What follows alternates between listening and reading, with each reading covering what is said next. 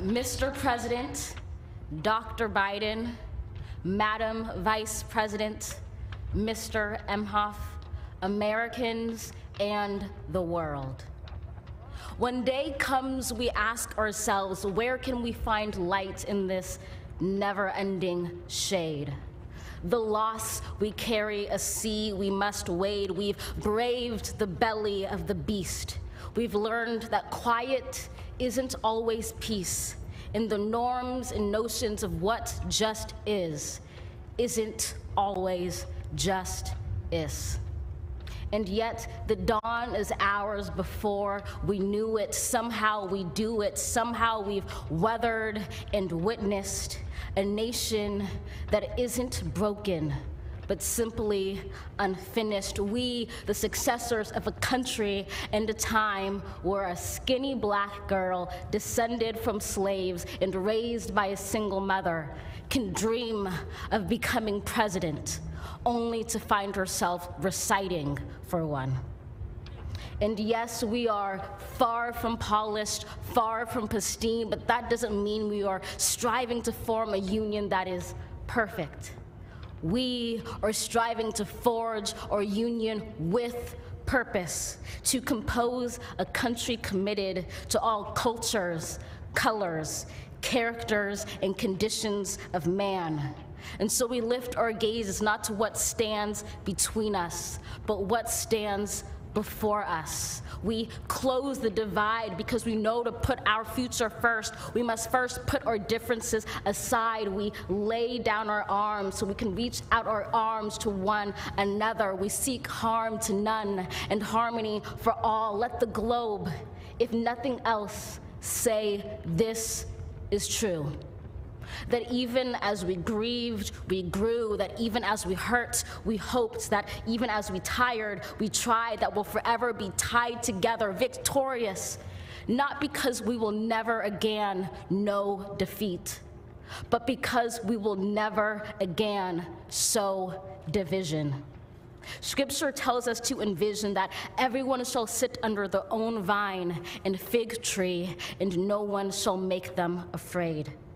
If we're to live up to our own time, then victory won't lie in the blade, but in all the bridges we've made. That is the promised glade, the hill we climb, if only we dare it, because being American is more than a pride we inherit. It's the past we step into and how we repair it. We've seen a force that would shatter our nation rather than share it, would destroy our country if it meant delaying democracy. And this effort very nearly succeeded. But while democracy can be periodically delayed, it can never be permanently defeated.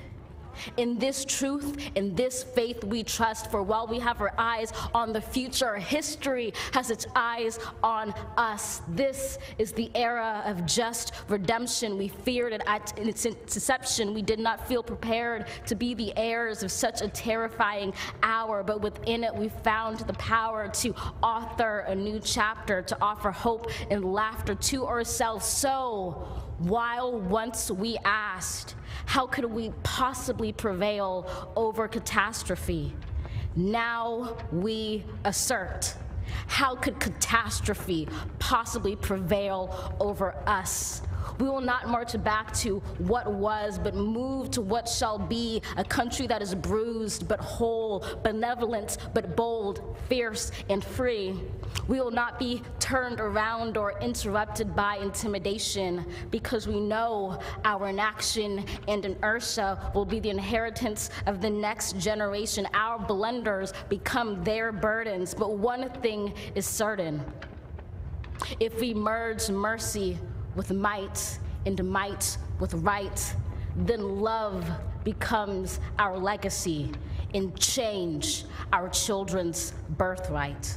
So let us leave behind a country better than the one we were left. With every breath from my bronze-pounded chest, we will raise this wounded world into a wondrous one. We will rise from the gold-limbed hills of the West. We will rise from the windswept Northeast, where our forefathers first realized revolution. We will rise from the lake-rimmed cities of the Midwestern states. We will rise from the sun-baked South. We will rebuild, reconcile, and recover in every known nook of our nation, in every corner called our country. Our people, diverse and beautiful, will emerge battered and beautiful. When day comes, we step out of the shade, aflame and unafraid. The new dawn blooms as we free it. For there is always light, if only we're brave enough to see it, if only we're brave enough to be it.